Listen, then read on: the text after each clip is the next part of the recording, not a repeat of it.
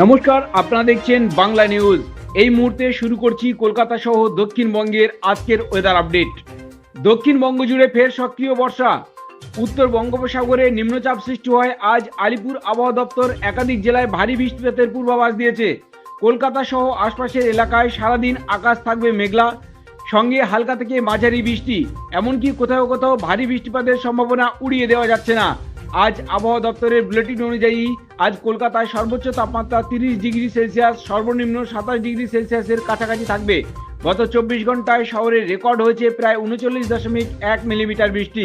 তবে স্বস্তির খবর, বুধবার থেকে রবিবার পর্যন্ত দক্ষিণবঙ্গে তেমন কোনো বড় সতর্কতা নেই।